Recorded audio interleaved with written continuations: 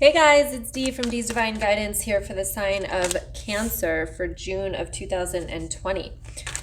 In this video, you are going to get the message from Spirit as well as the energy healing to go along with it. So you want to stay tuned. I do pull some more cards throughout that. And if this is your first time to my channel, I want to say welcome. I am a spiritual empowerment coach and healer, and I help women heal from toxic relationships by turning their pain into power through energy healing and transforming your limited beliefs.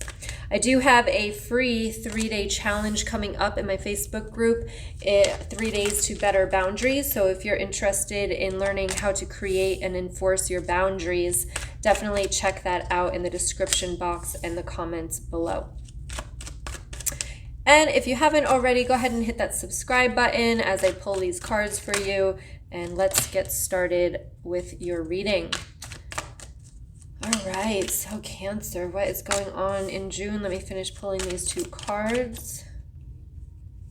Wow, man, the Kings have been coming up like you would not believe in all these readings. All right, so the first card here, which is the overall energy of this reading, is the Knight of Swords. So this is about rockiness. So this month might be a little bit of ups and downs. I am feeling that a little bit, at least maybe in the beginning towards the middle of the month as well. Just kind of like things might be a little bit unknown is what I'm getting. You've got the Seven of Swords here, which is my shadiness card.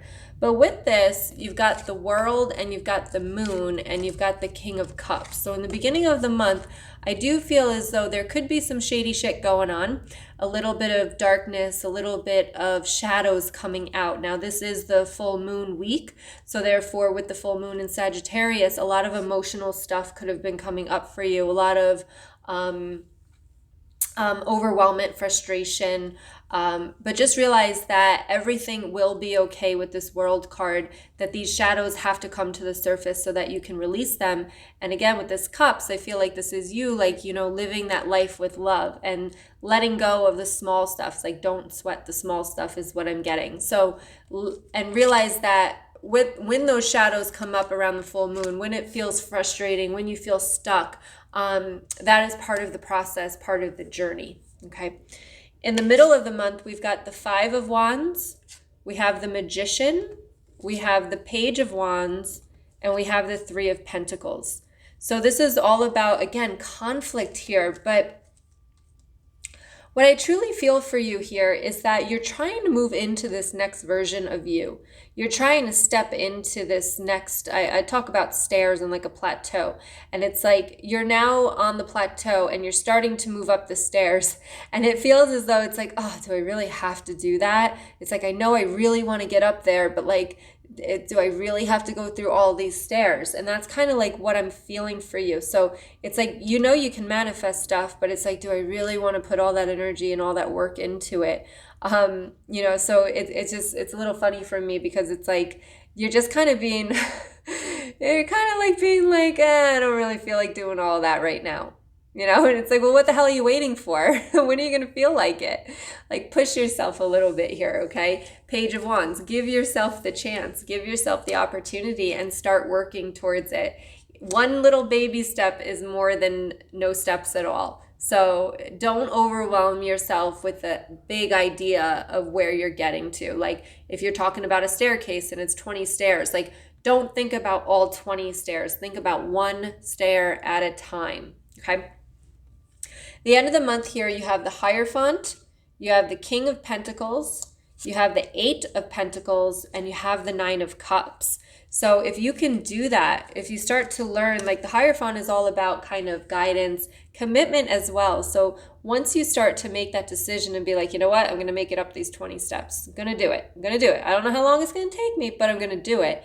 Once you make that decision and you give yourself that commitment, everything starts to turn because you got the King of Pentacles, you got the Eight of Pentacles, and you got the Nine of Cups. So whatever your wish is this month, whatever it is, you are capable and able to grant it for yourself with this King of Pentacles. Once you start to see yourself as, I can do this, I will do this, instead of like, oh, I gotta do this, right? Start to change the energy around the thoughts And that's going to push you, catapult you really forward. Okay.